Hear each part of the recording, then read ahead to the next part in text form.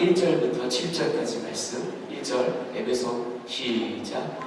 에베소 교회의 사자에게 편지하라. 오른손에 있는 7별을 펴차고 7금 촛대 사이를 거니시는 이가 쓰시되 내가 내 행위와 수고와 내 인내를 알고 또 악한 자를 응답하지 아니한 것과 자칭 사도라 하되 아닌 자들을 시험하여 그의 거짓된 것을 내가 드러낸 것과 또 내가 참고 내 이름을 위하여 견디고 게으르지 아니한 것을 아노라. 그러나 너를 책망할 것이니 너의 처음 사랑을 버렸느니라. 그러므로 어디서 떨어졌는지를 생각하고 회개하여 처음 행위를 가지라. 만일 그리하지 아니하고 회개하지 아니하면 내가 내게 가서 내 촛대를 그 자리에서 옮기리라. 오직 내게 이것이 있으니 내가 니골라 당의 행위를 미워하는도다. 나도 이것을 미워하노라. 귀 있는 자는 성령이 그에게 하시는 말씀을 들을지어다. 이기는 그에게는 내가 하나님의 낙원에 있는 생명나무의 열매를 주어 먹게 하리라. 아멘. 네, 다 자리에 앉아주시기 바랍니다. 이 시간에는 광고 드린 대로 이한 목사님께서 나오셔서 오늘 에베소 교회라는 말씀 제목으로 말씀 전해주시겠습니다. 이한 목사님은 제가 세계적인 신학교 네, 골든게이트에서 공부할 때 네, 웃어주세요. 네, 골든게이트에서 공부할 때 함께 공부했던 목사님입니다. 저보다는 연배가 좀 어리지만 제가 참 좋아하고 존경하고 사랑하는 그런 목사님입니다. 아주 철저한 개혁주의 신학자고요. 네, 그리고 오클랜드에 있는 빌립보 교회에서 담임으로 사역하시다가 지금은 원주 소망교회에서 사역하고 계십니다. 우리 이한 목사님 나오셔서 하나님의 존귀한 하나님의 말씀을 전해주실 때 모든 성도님들 기쁨으로 또 화답하며 아멘으로 그렇게 많은 은혜 받으시기를 바랍니다. 이한 목사님 나오실 때 우리 박수로 환영하겠습니다.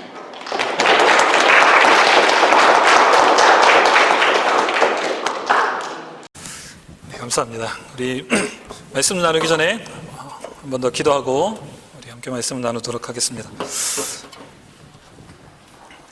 하나님, 주님의 은혜와 사랑을 감사합니다. 귀한 날 주시고 오늘도 주님의 전에 모여서 하나님의 백성들이 함께 하나님께 예배하며 또 주님께서 우리에게 주시는 말씀을 믿음으로 받고 나눌 수 있도록 인도하여 주셔서 감사합니다. 이 시간 우리 가운데 성령의 신이 임재하사 아버지 하나님의 말씀의 그 깊으신 뜻을 이해하게 하시고 아버지 하나님의 말씀대로 믿음으로 우리가 순종하며 나아갈 수 있는 힘과 능력과 지혜도 덧입혀 주시옵소서. 주의 종들로 하여금 하나님의 사람들로 하여금 하나님께서 기뻐하시는 귀하고 아름다운 사역에 온전히 동참하며 하나님의 영광과 그의 나라의 확장을 위하여서 아름답게 쓰여지는 하나님의 백성들이 다 될 수 있도록 그 주인공으로 사용되어 하나님께서 주시고자 약속하신 은혜의 복을 누리는 아버지 하나님 주연들 될 수 있도록 주님께서 모든 이 자리에 있는 사람들 가운데 역사하여 주시옵소서. 부족하고 연약한 주의 중에 입술과 생각을 주장하시고 하나님의 은혜만 되게 하여 주시옵소서. 예수님의 이름으로 기도합니다. 아멘. 네, 너무나도 환영해 주셔서 제가 몸둘 바를 모르겠습니다. 저는 이영석 목사님께서 소개해 주신 대로 이한이라고 합니다. 제가 작년까지는 정확하게 한 1년 된 것 같네요. 작년까지는 소개해 주신 대로 오클랜드에 있는 빌립보 교회라는 교회에서 담임 사역을 했고요. 지금은 하나님의 인도하심을 또 기대하면서 기도하면서 또 여러 가지 사역 가운데 한국에서 사역하다가 또 미국에 들어올 기회가 있어서 또 하나님의 인도하심을 구하면서 또 방문하던 중에 영석 목사님 은혜로 또 하나님의 인도하심으로 오늘 여러분들과 함께 말씀을 나누면서 은혜를 나누게 되었습니다. 영석 목사님 저를 소개시켜 주신 대로 세미너리에서 같이 공부하면서 죄송합니다. 같이 공부하면서 만나 뵀었는데요. 오히려 제가 영석 목사님을 굉장히 존경하고 사랑합니다.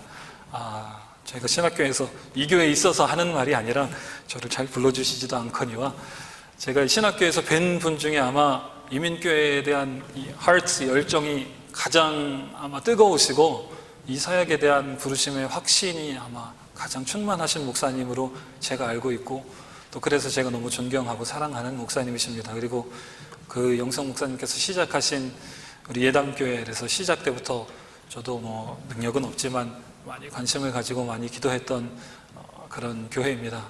오늘 하나님께서 이곳으로 보내신 데에는 또 이유가 있다고 생각하고 주님께서 주시는 마음으로 짧은 시간이지만 오늘 주신 본문을 통하여서 함께 말씀을 나눌 때에 저 여러분들 가운데 주님께서 약속하신 계획하신 은혜가 충만하게 있기를 소망하면서 말씀을 시작하도록 하겠습니다.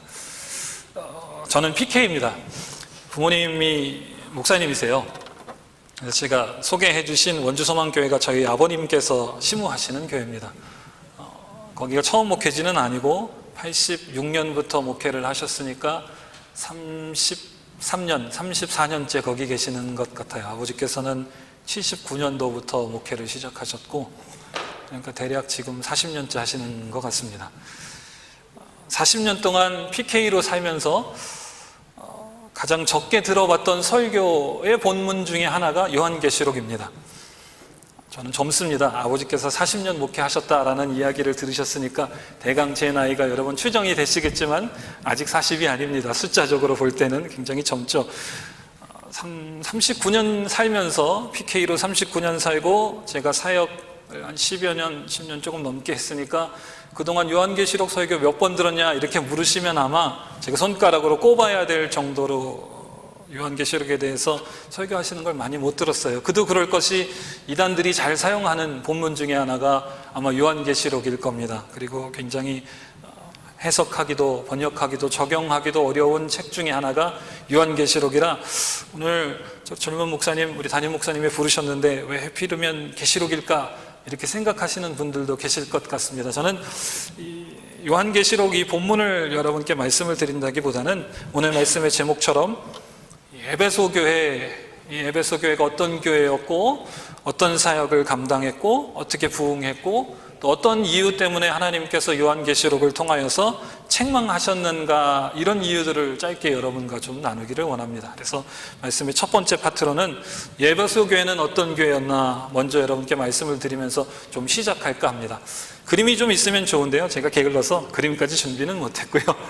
이 에베소는 역사적으로 남아있지 않습니다. 지금 안타깝게도. 그래서 지금 있으면 또 어떤 곳일까 여러분들 성지순례도 가시고 이렇게 보시면 좋을 텐데 저 에베소라는 도시에 대하여서 현재 모습은 많이 남아있지는 않아요. 그러나 당대에 50만 명 정도 사는 대도시였다고 합니다. 그 당대 신약시대에 50만 명 정도의 인구가 거주하고 있었던 큰 도시였고 또 이렇게 불리었다고 해요. 소아시아의 등대 이렇게도 불리웠다고 합니다. 그곳으로 많은 문화가 들어오고 항구 도시였기 때문에 뭐 먹을 것도 들어오고 무역의 중심지가 되고 모든 세계의 무역로, 아시아 지역의 모든 길은 이 에베소로 통한다 이런 말이 있을 정도로 소아시아 지역의 관문이었던 도시가 바로 에베소였습니다. 그렇기 때문에 여러분 아주 자연스럽게 굉장히 유행에 민감하고 예민한 도시가 바로 이 에베소라는 도시였습니다. 샌프란시스코를 생각할 때에 제가 여기서 골든게이트 세미너리와 빌립보 교회 담임사역을 하면서 10년 있었는데요. 그리고 제가 딱 11개월 한국에 나갔다가 들어와 보니까 벌써 마음하고 생각이 제3자가 된 것 같아요. 제가 여기 살 때는 이 도시가 어떤 특성이었는가 10년 지나니까 익숙해지더라고요. 11개월 한국 살고 다시 샌프란시스코 이 베이에리어 지역을 딱 보니까 이곳이 참 센시티브한 지역이구나, 유행에도 민감하고 참 빠르게 변화되는 지역이구나 라고 하는 사실을 금방 깨닫게 되었습니다. 마치 에베소 이 교회가 있었던 이 에베소 지역처럼 샌프란시스코를 통하여서 많은 문화가 들어오고요, 다양한 민족들이 있고 미국의 어느 지역보다도 굉장히 자유스러운 물결이 많은 지역이죠. 하나님께서 원치 아니하시는, 하나님께서 혐오하시는 문화들도 굉장히 융성하고 번성하는 지역이 베이에리어라는 사실을 여러분께서는 몸소 체험하고 계실 것입니다. 우리 자녀들의 학업 현장에서도, 학교에서, 또 친구들의 교우 관계 속에서 성경과는 다른 세계관을 가진 사람들의 대화들이, 교육 방법들이, 문학과 철학들이 그들에게 심겨지는 것을 여러분들이 직접 경험하시는 지역, 그리고 그런 레이트가 굉장히 높은 지역이 바로 베이에리어 지역이라는 사실들을 여러분이 몸소 경험하고 있을 것이라 생각이 됩니다. 에베소 지역도, 이 성경에 기록된 에베소 지역도 그러한 지역이었다라고 여러분 이해를 하시면 조금 더 말씀을 이해하시기 좋으실 것 같아요. 어쨌든 이 에베소 교회가 있었던 이 에베소 지역, 바로 그런 지역이었습니다. 그러니까 여러분 한번 생각해 보십시오.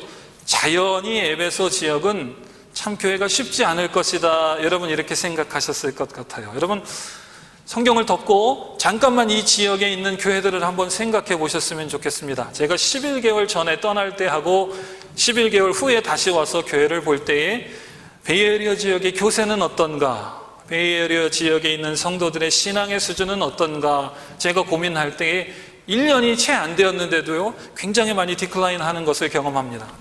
교세가 줄어들고 있고요, 이렇게 이영석 목사님 또 이렇게 복음적으로 교회를 운영하시는 예담교회 같은 교회들도 참 살아남기 어려운 스트러글 중에 있다라는 사실을 제가 뭐 길게 말씀드리지 않아도 여러분 너무 잘 아실 거예요. 그리고 이것은 비단 우리 교회만의 문제가 아니라 이 베이에리어 지역에 있는 수많은 교회들이 겪는 문제다라는 것을 여러분들 아실 겁니다. 교회가 쪼개지고 후임 목사님 청빙에 어려움을 겪고 갖가지 문제들로 아주 교회가 어려운 지역인 것을 여러분 아시죠? 그런데 특이하게도요, 이 오늘 본문 에베소 교회는 그것과 반대였습니다. 우리 생각에는 교회가 있기 아주 어려운 지역이다, 문화의 최첨단, 유행의 최첨단, 거기다가 각종 이교도 이단들이 풍성했던 에베소 지역은 교회가 어려울 것이다, 이렇게 생각했는데, 우리 베이 지역의 예처럼 그렇게 생각했는데 에베소 교회는 그렇지 않았습니다. 교회하기 가장 어려운 지역에 있었고 교회가 상대하기 가장 어려운 사람들을 상대하는 지역이었습니다. 온갖 이교도들과 온갖 민족들과 온갖 문화들을 직접 대면하는 도시에 있었던 교회가 에베소 교회였는데, 우리의 생각과는 정반대로 복음의 능력이 폭발적으로 나타났던 교회가 바로 성경에 기록된 에베소 교회입니다. 저는 여러분과 예담교회가 이런 능력과 이런 하나님의 권능을 사용하시는 교회가 되기를 주님의 이름으로 축복합니다. 어려운 환경은 없습니다. 하나님께서 세우신 곳에 하나님의 능력이 임하면 그 모든 것들을 하나님의 능력으로 이겨낼 수 있을 줄로 믿습니다. 예담교회가 에베소 교회와 같은 풍성한 하나님의 은혜가 넘치는 그런 교회가 되기를 다시 한번 주님의 이름으로 축복합니다. 여러분 잠깐 성경을, 오늘 본문은 손가락을 책갈피를 넣어두시고요, 사도행전 18장으로 잠깐만 가보셨으면 좋겠습니다. 왜 저 목사님이 에베소 교회가 그렇게 폭발적인 복음의 능력을 발휘했다라고 이야기하는가, 어떤 근거로 그런 이야기들을 하는가, 제가 잠깐 파노라마로 여러분께 쭉 설명을 드리기를 원합니다. 사도행전 18장에 보시면 바울 사도의 선교여행 이 스토리들이 쭉 이어집니다. 어떻게 해서 에베소에 복음이 들어가게 되었는가, 어떻게 해서 하나님께서 이 교회를 통하여 놀라운 역사를 이루시었는가. 18장 18절부터 제가 한번 읽어보겠습니다. 바울은 더 여러 날 유하다가 형제들을 작별하고 배 타러 수리아로 떠나갈새 브리스길라와 아굴라도 함께 하더라.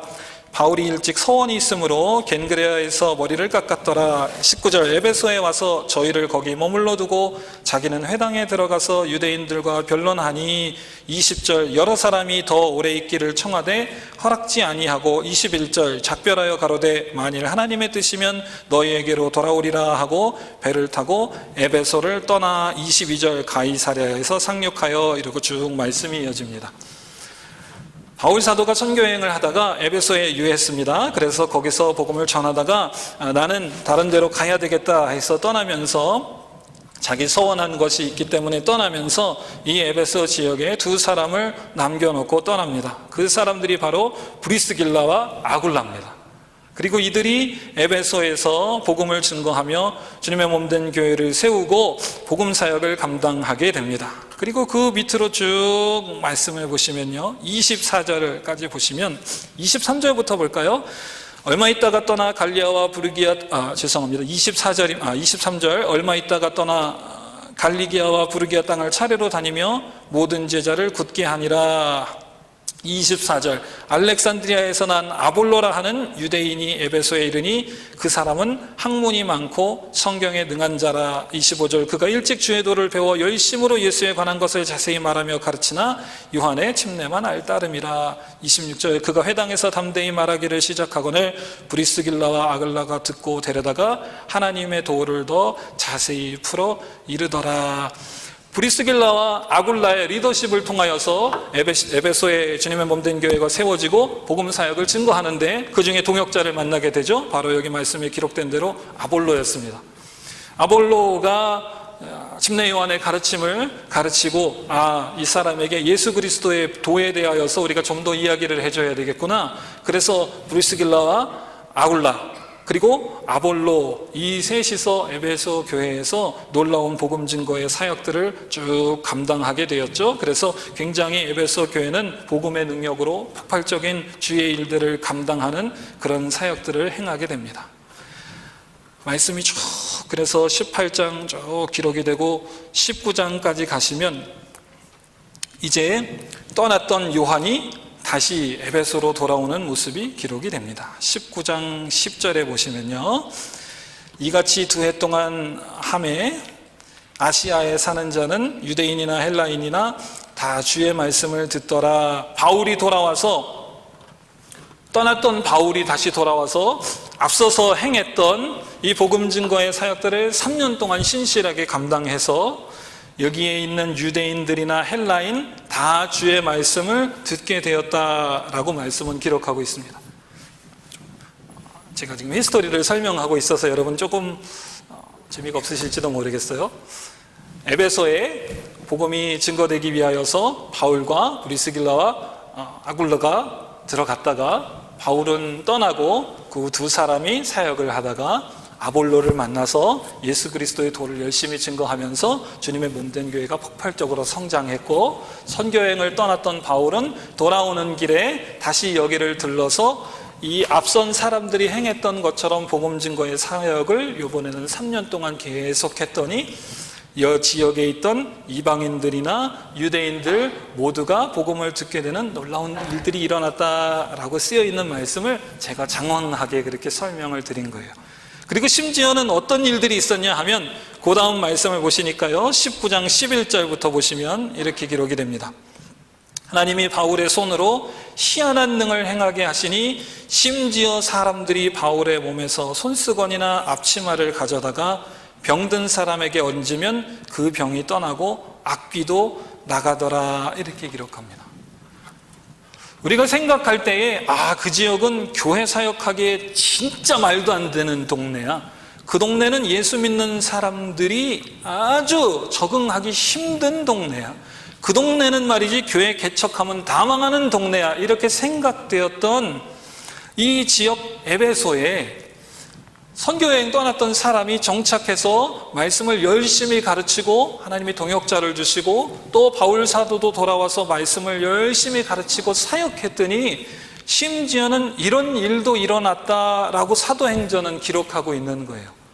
이 사람들이 이 동네는 잘 씨알도 안 먹히는 데니까 하나님의 기적적인 능력이 필요하니까 우리 이제부터 안수 주십시다 해서 교회 모든 사역을 다 집어 던지고 그런 스피리추얼한 것, 그런 미라클한 것만 쫓아서 복음 사역이 빛을 발했다라고 성경은 기록하지 않고 계속해서 하던 대로 회당에서 복음을 증거하고 하나님의 복음을 가르치고 나누는 데에 힘쓰고, 떠났던 바울도 돌아와서 또 그 사역을, 하나님의 복음을 가르치고 나누는 사역을 열심히 하니까 필요할 때에 성령이 바울을 통하여서 놀라운 기적도 행하게 하심으로 복음이 더욱 폭발적인 능력을 발휘하게 하였다라고 성경은 기록하고 있는 것입니다.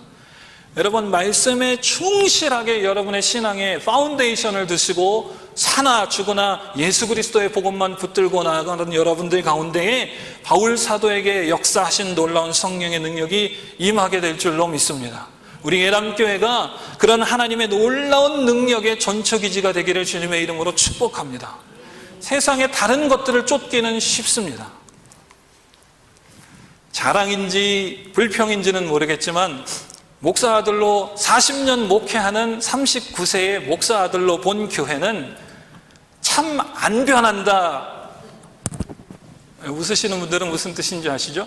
40년 목회한 39세 목사 아들로 본 교회는 참 안 변한다 라는 결론을 내리게 되더라고요. 신학교 다닐 때 이영성 목사님과 기도도 많이 하고 저는 다른 목사님들과도 또 기도하고 열심히 공부하고 수고했는데 사람은 참 안 변한다 라는 게 제 마음속에 있는 어떤 진리 비슷한 거예요. 그래서 아무리 앞에서 깔끔하게 입고 공부를 열심히 하고 좋은 예화를 들어서 사람을 달콤하게 이렇게 스피치로 퍼수에이션 해도 설득해도 그 말로는 사람이 잘 안 변한다라는 것을 저는 경험을 통해서 압니다. 사람을 구원하는 능력은 스피치 능력에 있는 것이 아니에요. 사람을 설득하는 능력에 있지 않습니다. 그 사람이 이 말씀을 듣고 회개하고 돌이키게 하시는 능력은 예수님, 하나님께만 있습니다. 그것을 복음의 능력이다 이렇게 말합니다. 사도 바울은 그걸 알았던 거예요. 예수님을 만난 사도 바울은 그것을 알았던 겁니다. 그 지역의 교회를 개척하고 수고했던 주의 종 이 브리스길라와 아굴라는 그걸 알았던 거예요. 그래서 가장 어렵고 힘든 지역에서도 미친 듯이 복음 사역에만, 말씀 사역에만 힘을 썼던 겁니다.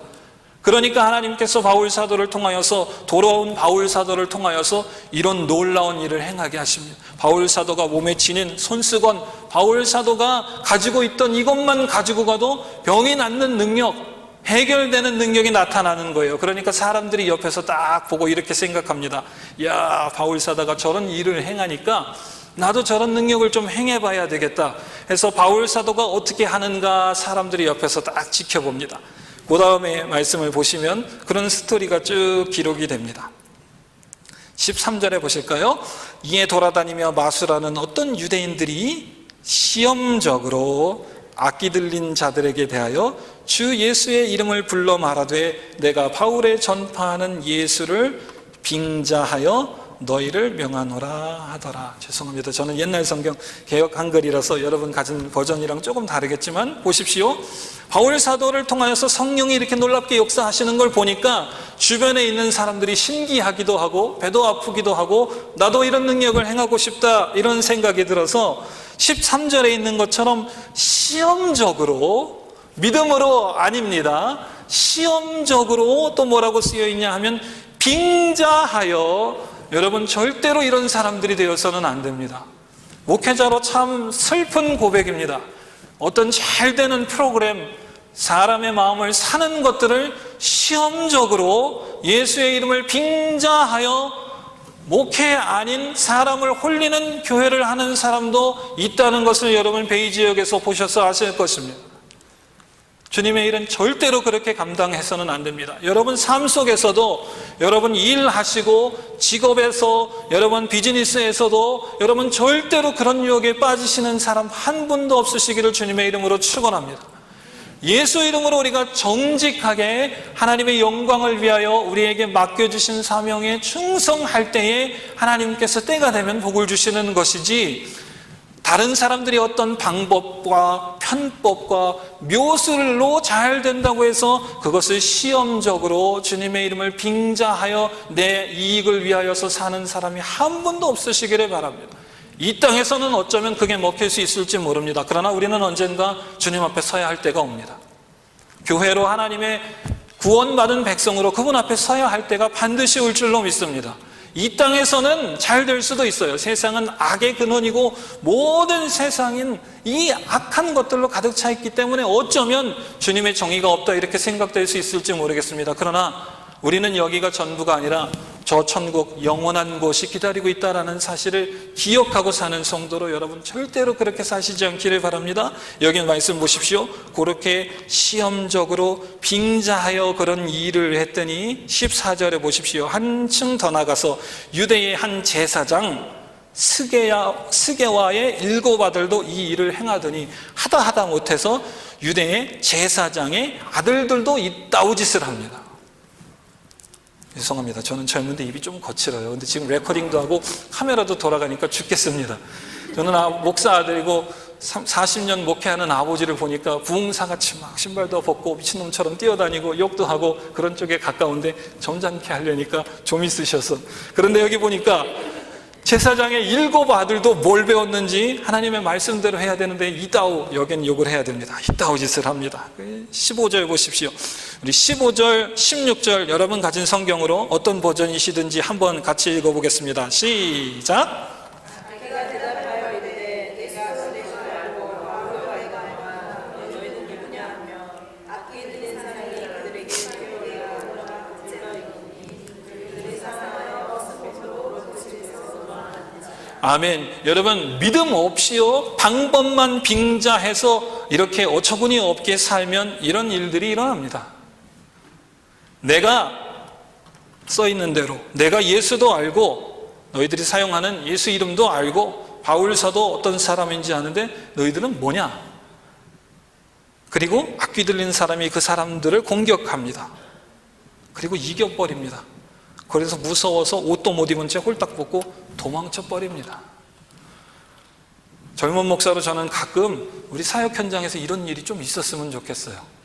그래야 말씀 붙들고 성도들을 사랑하는 마음으로 눈물 뿌려가며 교회하는 사람하고 자기 입에 들어가는 것이 무엇인가 그것을 위하여서 노력하는 거짓 선지자라고 구별이 될 거 아닙니까?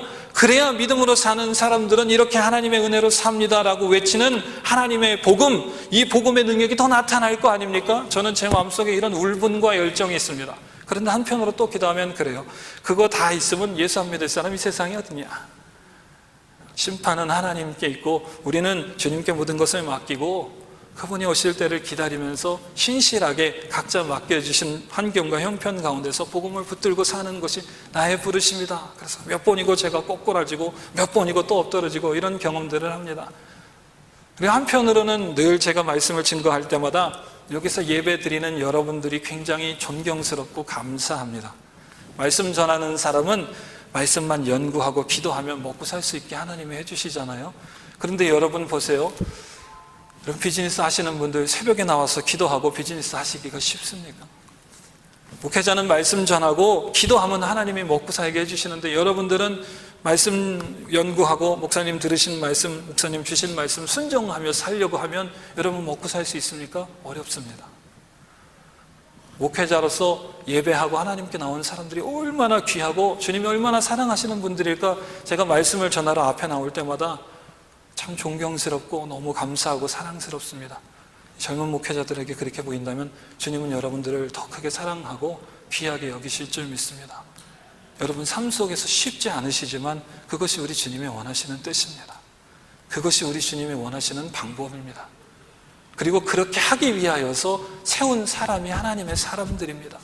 여러분을 미워하고 싫어해서 대단히 앞에서 유대인들 마냥 내가 잘났고 나는 이렇게 산다, 너희들은 왜 그렇게 못 사느냐, 여러분 때리기 위하여서 하나님의 목사들을 세운 것이 아니라요, 여러분들을 사랑하는 마음으로 주의 뜻을 위하여서 복받게 하는 길로 인도하시기 위해 세운 사람이 목사들입니다. 저는 그런 의미에서 여러분들 담임 목사님을 참 존경합니다.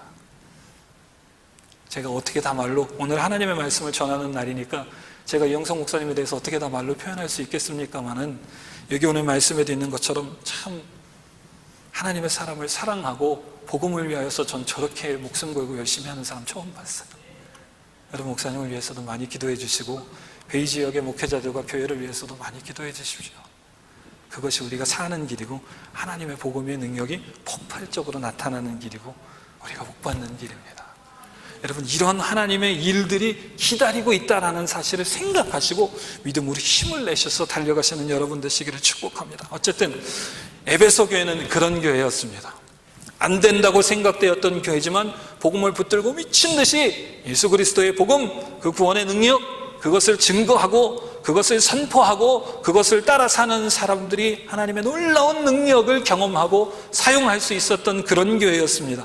바울 사도의 이 교회로 끝났느냐? 그렇지 않습니다. 에베소 교회는요, 바울 사도를 이어서 디모데전서 1장 3절에 보면 그런 기록이 있는데요, 디모데를 통하여서 또 디모데후서 1장 16절 18절에 보면 오네시보로를 통하여서 또 디모데후서 4장 12절을 보면 두기고를 통하여서 그리고 오늘 요한계시록을 기록하고 있는 요한에 이르기까지 에베소 교회는 어려운 상황 가운데에서도 번성하고 부흥하게 되었습니다. 여러분 예담교회가 이런 교회 되기를 주님의 이름으로 축복합니다. 시작은 어떻게 되었든지 하나님께서 이 교회를 계속해서 사용하시고 주님의 복음 능력에 놀라운 전적 의지로 사용하시기를 축복합니다. 아울러 여러분을 축복합니다. 여러분이 first generation 크리스찬이든 second generation 크리스찬이든 어느 시점에 어떻게 예수 그리스도를 만났는지 상관없이 여러분을 부르신 하나님께서 여러분들과 여러분의 자녀와 여러분의 친지와 이웃들을 통하여서 이렇게 놀라운 역사하심을 계속해서 이루어 나가시기를 주님의 이름으로 축복합니다. 그럼 어떻게 했는지, 왜 그런 능력이 나타나는지 우리가 알아야 되겠죠? 에베소 교회는 어려운 데에서도 이런 하나님의 능력을 경험했다라는 걸 제가 전반기에 설명을 드렸으니까 이제 두 번째로 어떻게 해서 이런 능력을 체험하게 되었는가, 어떻게 이런 번성을 갖고 오게 되었는가, 제가 여러분께 중반 설명을 드리겠습니다. 제가 중간에도 몇 번이나 여러분께 힌트를 드렸는데요, 무엇이 에베소 교회의 번성을 가져오게 되었는가 하면 바로 예수 그리스도의 복음입니다. 말씀 한번 보십시다. 사도행전 19장 8절을 우리가 같이 한번 읽어보겠습니다.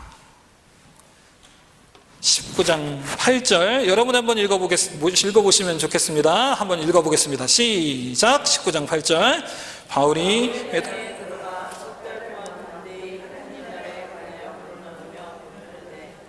아멘. 바울이 뭐 했다고 하십니까?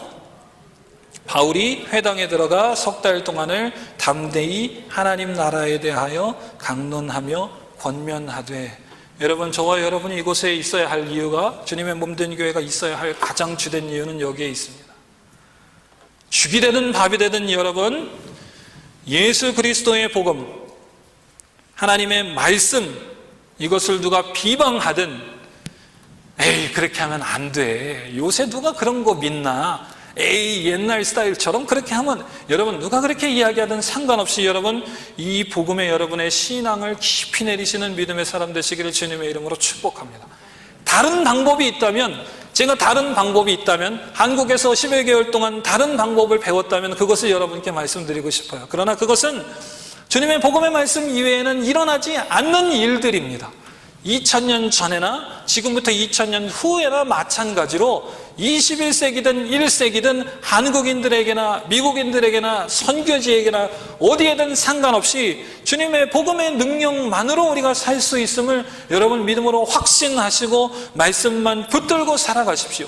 말씀을 계속해서 강론, 가르치고 변론, 그렇지 않다고 생각되는 사람들을 설득하는 과정도 필요하고, 우리의 삶의 모습으로 예수 믿는 사람들은 이렇게 살아야 한다는 것을 보여주기도 하고, 때때로는 원수 같은 사람을 먹임으로 예수 그리스도의 사랑은 이런 것이다, 우리의 삶의 행실을 통하여서 증명하기도 하고, 주님의 복음을 가진 사람으로, 주님의 복음의 빚진 자로 이렇게 살아가는 것이 교회의 성장의 원동력이고, 하나님께서 영광 받으시고 여러분이 복 받으실 수 있는 가장 빠른 방법이고 가장 좋은 비결인 것입니다. 바울 사도의 이 몸에 지닌 것을 통하여서 문제가 해결되고 사람의 병이 낫는 능력도 어느 산 기도원에 가서 어느 특정한 나무 뿌리를 뽑아서 방언을 몇 시간 해야 일어나는 일이 아니라, 주님의 복음에 사로잡힌 하나님의 사람이 성령의 능력으로 충만해질 때만이 가능한 일인 것입니다. 그런데 예수 그리스도의 이름을 빙자해서 제가 앞에서 말한 잘못된 예들을 추종하는 사람들이 너무나 많이 있습니다. 한국에 가면 제 와이프가 저 뒤에 앉아 있는데요, 장인 어르신께서 충청도 공주라는 곳에서 사역을 하십니다. 공주에는 계룡산이라는 유명한 산이 있지요. 지금도 그 산에 가면 웃으시는 분들은 아실 거예요. 한국에서 온갖 잡신을 모시는 양 선생님께서, 선생님들께서 그 산을 자리 잡고 계십니다. 계룡산에 가면 그런 사람들이 많이 있어요. 옛날에 한국 교회를 휩쓸던 부흥사 목사님들도 그래서 그 산이 신비로운가 보다 해서 그 산에 가서 나무 뿌리를 뽑으며 기도하시면서 방언 받으신 목사님들도 실제로 많이 계십니다. 제가 그분들까지 폄하하려는 것은 아니지만, 주님의 복음을 붙들고 가야 하나님의 능력이 나타나는 것이지, 계룡산에 몇 번 나무 뿌리를 뽑았다고 해서 하나님의 능력이 내게 갑자기 임하는 것이 아니에요. 그런데 제가 베이 지역에서 목회하면서 가만히 보니까 그런 사람들이 가끔 있더라고요. 한번 예배드리고 나서 이 교회는 교회터가 별로다. 제가 주차장 들으면서요, 하나님이 이 교회를 얼마나 복 주시기 위하여서 파킹하기 쉬우라고 주차장 공사를 하는가, 이 어려운 이 시기에 하나님께서 축복해 주시기를 원합니다. 저는 그렇게 기도했습니다. 어떤 교인들은 그러더라고요. 이 교회는 터가 별로다. 또 어느 교회 가서는 이 교회는 칠드런 사역이 그냥 그렇네. 어떤 사람은요, 제 친한 친구 목사님 중에서 뉴질랜드 이민자가 계시는데요, 그 목사님이 EM 패스터로 영어로 설교를 하는데 저 양반은 영어 액센트가 틀리다, 이 교회는 영어 사역자가 사투리 써서 우리 애들 못 먹기겠네, 이런 사람들도 가끔 있더라고요. 여러분, 말씀을 통해서 보십시오. 어디 그런 사람이 구원받는 하나님의 사람입니까? 여기 뭐라고 쓰여 있죠? 예수 그리스도의 복음의 능력으로 그런 일들이 일어난다. 성경은 처음부터 끝까지 그렇게 얘기하고 있어요. 근데 교회 다니는 사람이, 목회자들 중에서 그런 사람이 있는지 모르겠습니다. 교회를 수십 년 다녔다는 직분자들이 돌아다니면서 그런 소리 하면, 여러분, 하나님이 살아계시면 하나님이 구약시대처럼 일하셨으면 그런 것들은 길거리에서 즉사해야 마땅합니다. 어디 거룩하신 하나님의 이름에 똥채 먹칠을 하면서 터가 안 좋네 이런 소리를 합니까? 우리가 생각해보면 내가 살아있는 것이 얼마나 하나님의 은혜인가 우리가 감사하게 돼요. 하나님의 말씀대로 순종하고 살지 못하고, 이스라엘 백성 보십시오. 출애굽할 때 불평불만하니까 하나님이 그들을 어떻게 벌하셨는가 보십시오. 우리가 구약시대에 안 살았으니까 망정이지, 믿음의 사람들이 하나님 앞에서 올바로 신실하게 살지 못했을 때에 하나님이 어떻게 그들을 징계하셨는가 알고 있지 않습니까? 그걸 아는 사람들이 그러네.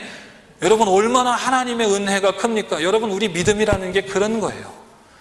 우리가 하나님의 말씀을 계속 먹고, 하나님의 말씀이 우리의 양심과 하나님의 말씀이 우리의 이 썩어진 이 세상에 아주 이 단단해진 이 화인 맞은 양심, 이런 것들을 찌르시는 것이 필요합니다. 어떻게 보면 그게 은혜예요. 강단핵신 목사님은 그것을 증거하기 위하여서 부름받은 사람이라니까요. 하나님이 계속 찌르실 때, 저놈의, 제가 젊은 목사라 가끔 그런 얘기를 듣습니다. 저놈의 새끼는 이민도 얼마 안 하고 기껏 한 거는 신학교에서 공부한 거 있으면서 쥐가 뭘 한다고 나한테 설교 시간에, 지난주에 설교 또 했는데 나한테 또 저러네. 그런 사람 한 분도 없으시기를 주님의 이름으로 축복합니다. 하나님이 그 사람을 얼마나 사랑하시면 제가 그 사람이 어떻게 사는지 어떻게 합니까? 하나님 성령이 계속 찔르는 거예요. 야, 옛날 같으면 넌 죽었어, 마. 하나님의 성령이 그 사람을 돌이키시기 위하여서 아무것도 모르는 젊은 사람의 젊은 시옷 기억에 그런 사람을 통해서 일하시면, 야, 하나님의 은혜가 내게 크다, 믿음으로 돌아서야 하나님의 사람 아닙니까? 여러분, 예수 그리스도의 복음으로 여러분 늘 담대하시기를 주님의 이름으로 축복합니다. 주님의 종을 통하여서 하나님께서 말씀을 풍성히 부으실 때 여러분 그것을 다 습득하시고 성령이 깨닫게 하시는 대로 여러분 적용하면서 내가 어떻게 살아갈 수 있을까 늘 고민하시기 바랍니다. 그래서 성경의 수많은 사람들 중에 말씀은 이렇게 기록합니다. 베레아 사람은, 영어 성경으로 보시면 이렇게 기록합니다. 베레아 사람은 젠틀해서 말씀이 선포되면 그 말씀을 또 묵상하고 또 생각하고 또 묵상하고 또 생각했다. 복음이 수많은 사람들에게 증거됐는데 그 중에 어떤 사람은 저놈의 스키는, 그 중에 어떤 사람은 터가 안 좋네, 그 중에 어떤 사람은 은혜 받고 교회만 돌아서면서 요 터닝하면서 횡단보도 앞에서 스톱사인 안 지키는 어떤 사람 보고 저이 시비리리. 그런데 베레아 사람은 특이하게 젠틀해서, 베레아 사람은 특별하게 젠틀한 감성이 있고, 사람이 인격적으로 젠틀했는지 모르겠지만 신앙적으로 하나님의 말씀 앞에 젠틀해서, 그런 여러 가지 이유가 있음에도 불구하고, 삶 속에, 비즈니스 속에 여러 가지 어려움이 있음에도 불구하고 그 말씀이 그런가 해서 상고하고 묵상하고 그대로 살려고 노력했다. 여러분, 이 베이 지역에 수많은 교회들이 있지만 여러분, 이 교회가 그런 교회가 되기를 주님의 이름으로 축복합니다. 비즈니스가 어렵든 여러분 남들이 뭐라고 하든 여러분 다 신앙으로 영적으로 젠틀한 사람 되셔서 말씀을 붙들고 그 복음으로 담대해지고 그것만으로 살아가려고 마음먹는 여러분 되시기를 주님의 이름으로 축복합니다. 이것이 에베소 교회가 놀라운 복음의 능력을 행할 수 있었던 이유이고, 이것이 우리가 따라가야 될 이유입니다. 자, 마지막으로요. 그럼 오늘 제가 본문으로 요한계시록을 읽었는데요, 우리 요한계시록 본문을 가보십시다. 에베소 교회가 이런 교회였어요. 그러니까 확실히 보통 교회는 아니죠. 우리가 요한계시록을 읽었을 때 요한계시록에 있는 에베소 교회는 책망받는 교회였어요. 그러니까 우리가 착각할 수 있어요. 그런데 앞서서 제가 역사를 쭉 설명을 드리고 사도행전을 통하여서 에베소 교회가 간 히스토리를 트래킹 해보니까 보통 교회가 아니었어요. 그런데도 요한계시록은 에베소 교회를 향한 주님의 책망이 이어집니다. 자, 우리 1절부터 제가 읽어보겠습니다. 에베소 교회 사자에게 편지하기를 오른손에 7뼈를 붙잡고 7금 촛대 사이에 다니시는 이가 가라사대 내가 내 행위와 수고와 내 인내를 알고 또 악한 자들을 용납지 아니한 것과 자칭 사도라 하되 아닌 자들을 시험하여 그 거짓된 것을 내가 드러낸 것과 또 내가 참고 내 이름을 위하여 견디고 게으르지 아니한 것을 아노라. 2절 3절 여러분 밑줄을 쫙 그어보십시오. 예수님이 요한을 통하여 요한계시록을 기록하게 하시면서 에베소 교회에게 메시지를 주시면서 이렇게 말씀하시는 거예요. 넌 다 잘못했어 이렇게 말씀하시는 것이 아니라 지금 우리가 배워온 히스토리를 통하여서 보니까 에베소 교회는 어떤 교회였습니까? 행위로 수고했습니다. 어려운 과정에서 인내했습니다. 악한 자들을 용납하지 않았습니다. 제가 설교 시간에 지금 말씀드린 것처럼 자칭 그리스도인이라 하되 자칭 사도라 하되 그렇게 슬쩍 이용하고 테스트하고 자기 유익을 위하여서 행한 사람들, 그 사도라고 하되 아닌 사람들을 테스트해서 거짓된 것들을 드러내고 교회가 순결하도록, 교회가 주님 앞에서 칭찬받을 만하도록 열심히 노력했습니다. 3절에 보니까 또 참았습니다. 주님의 이름을 위하여서 핍박당하는 것을 견뎠습니다. 게을리하지도 않았습니다. 박수받아 마땅한 교회가 바로 에베소 교회였습니다. 마치 이 어려운 베이 지역에서 여러분 이렇게 오늘까지 끝까지 지켜온 예담교회처럼 말이에요. 박수받아 마땅한 교회였어요. 그런데도 불구하고 주님께서 책망하십니다. 저는 이 책망을 여러분께 드리려는 것이 아니라 여러분께서 계속해서 이 복음의 능력으로 부흥하시고 성장하시고 이런 핏볼, 이런 실수, 이런 함정에 빠지시지 말라는 의미로 이것을 여러분께 마지막으로 말씀드리기를 원합니다.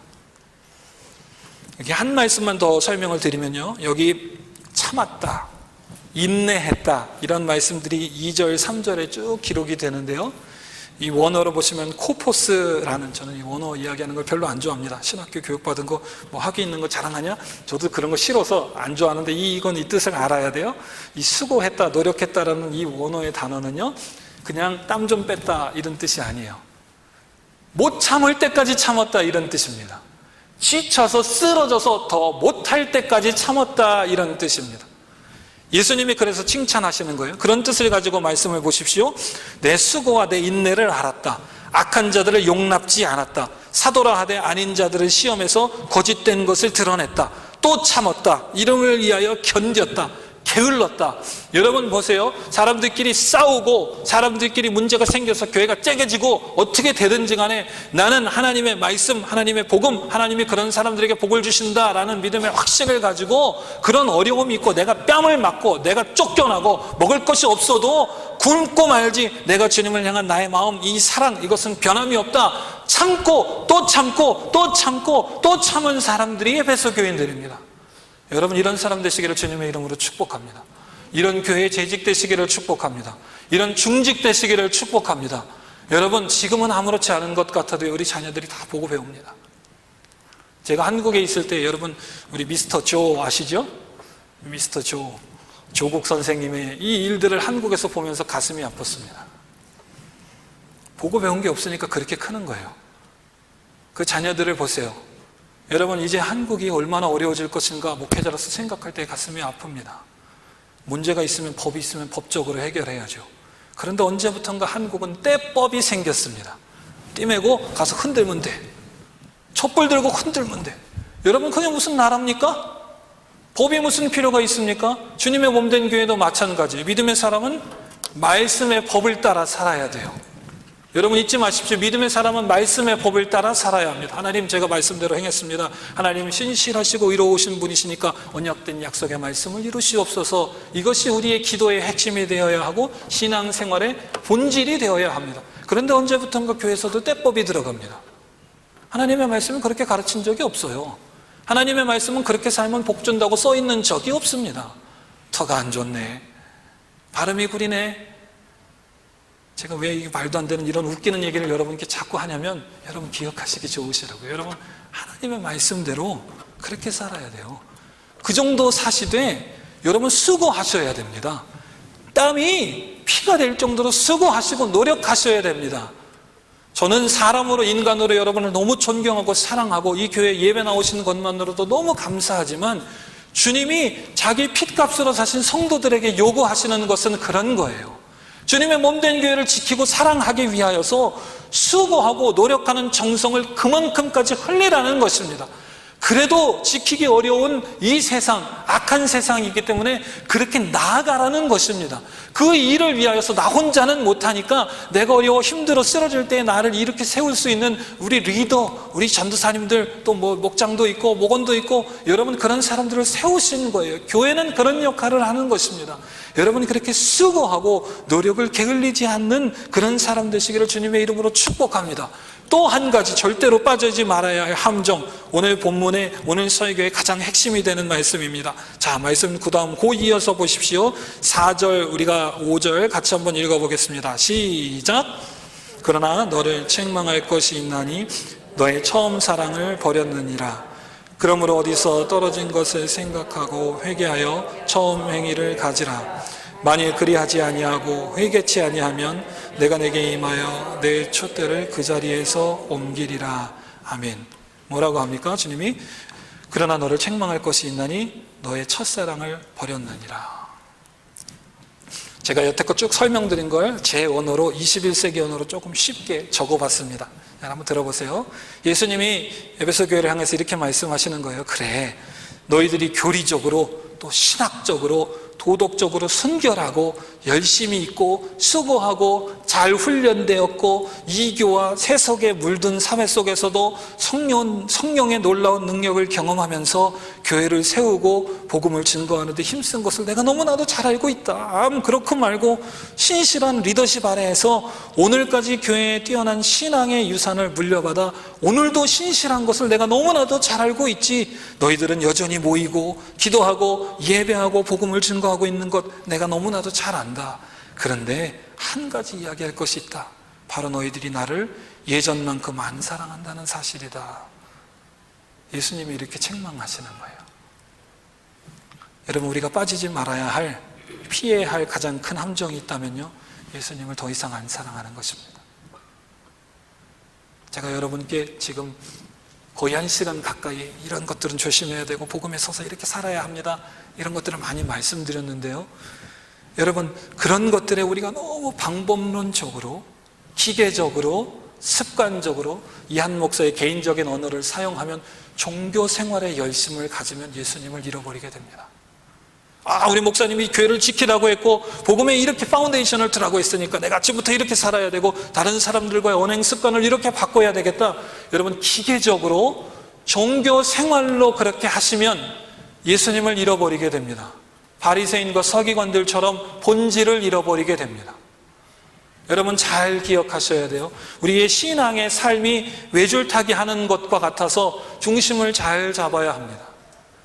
기계적으로 목사 아들이라고 해서 맨날 먹고 살고 사택에 살았으니까 눈뜨면 예배하고 아침에 일어나면 새벽기도 소리 시끄러워서 일어나고 이렇게 살면 기계적으로 그렇게 살게 돼요.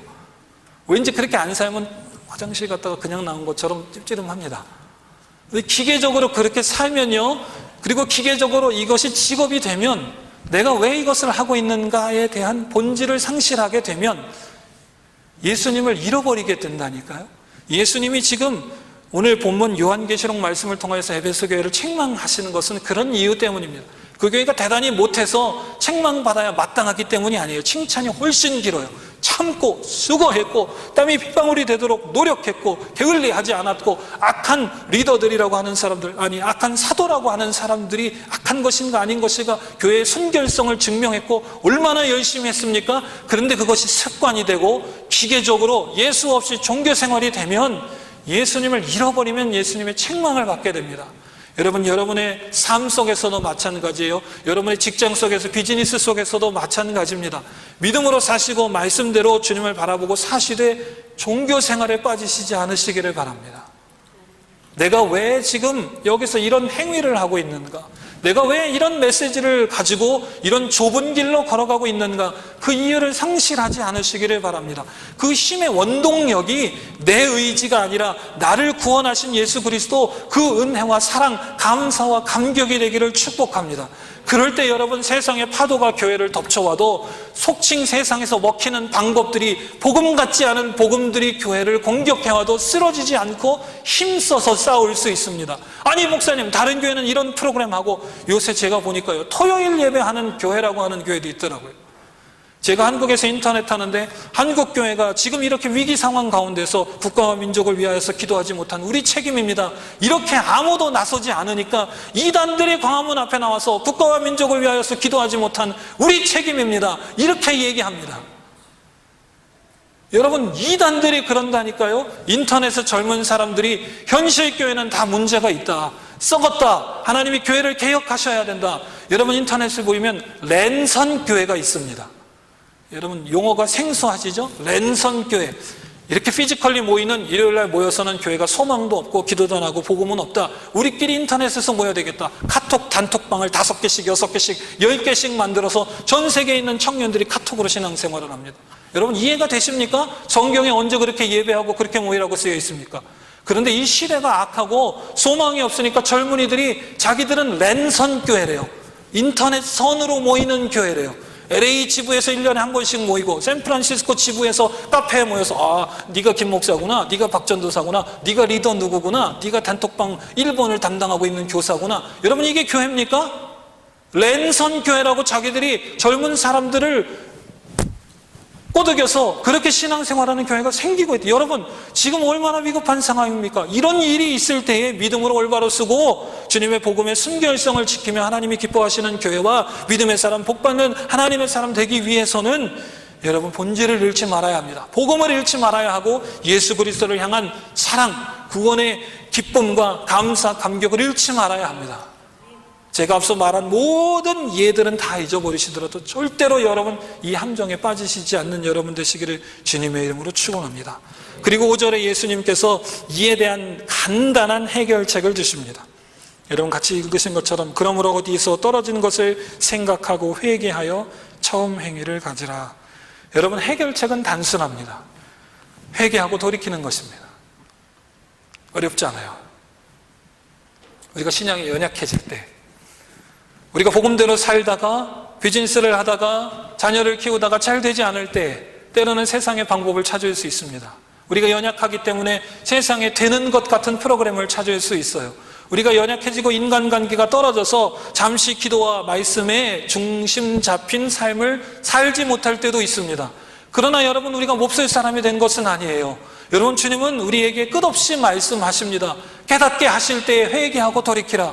여러분, 회개하고 돌이키면 됩니다. 그 일을 위하여서 목회자를 세우시고, 그 일을 위하여서 우리 셀과 우리 목장과 리더와 나와 함께 신앙생활하는 믿음의 사람들을 모아 교회를 세우시는 것입니다.